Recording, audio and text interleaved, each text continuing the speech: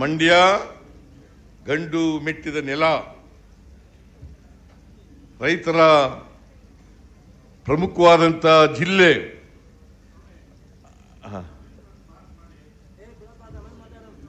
ಏನಂತೆ ಕೂತ್ಕೋತಮ್ಮ, ಆಮೇಲೆ ನಾನು ನೀನು ಮಾತಾಡೋಣ. ಕೂತ್ಕೋ.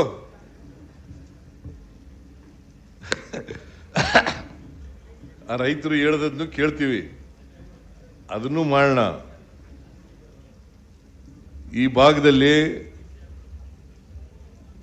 ಈಗ ನಾವು ಎಂಥದ್ದು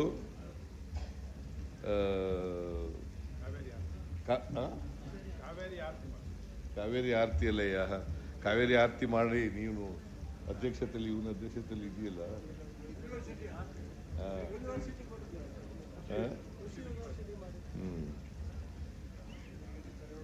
ನಮ್ಮ ನೀರು ಈಗ ನಾವು 177.25 TMC ನೀರನ್ನ ಪ್ರತಿ ವರ್ಷ ತಮಿಳುನಾಡು ಕೊಡಬೇಕು. ಎಷ್ಟು? 177.2.5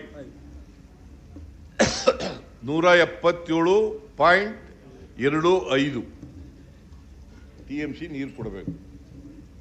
ಈ ಜೂನ್ ತಿಂಗಳಲ್ಲಿ ಎಷ್ಟು ಕೊಡಬೇಕಾಗಿತ್ತು ಅಂತಂದ್ರೆ 9.1 TMC ನೀರು ಕೊಡಬೇಕಾಗಿತ್ತು.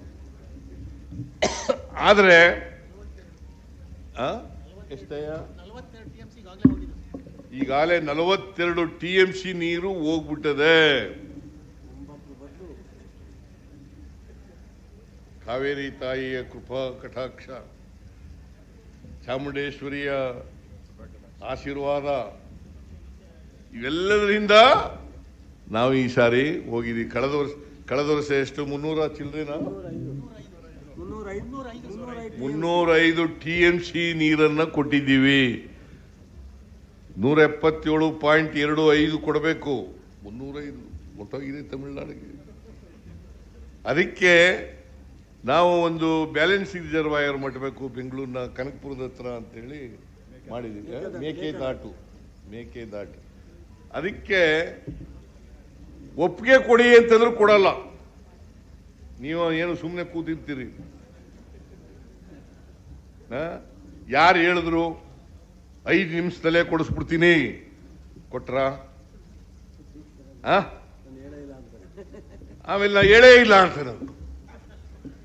ಆಮೇಲೆ ಅವ್ರಿಗೆ ಓದ್ತದ ಓಟ.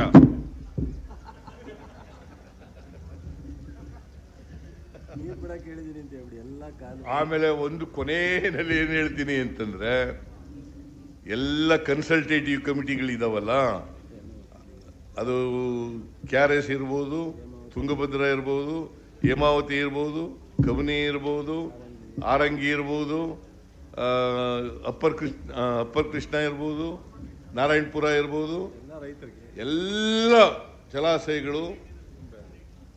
ಜಲಾಶಯಗಳು ತುಂಬಿರೋದ್ರಿಂದ ಈಗ ಎಲ್ಲ ಜಮೀನುಗಳಿಗೆ, ನಾಲೆಗಳಿಗೆ ನೀರು ಹರಿಸ್ತಕ್ಕಂಥ ತೀರ್ಮಾನವನ್ನು ಕೂಡಲೇ ಮಾಡಬೇಕು ಅಂತೇಳಿ ನಾನು ಇಲ್ಲಿಂದಲೇ ಆದೇಶ ಕೊಡ್ತಾ ಇದ್ದೀನಿ. ಒಂದು ಇತಿಹಾಸ ನಿರ್ಮಾಣ ಆಗಿದೆ.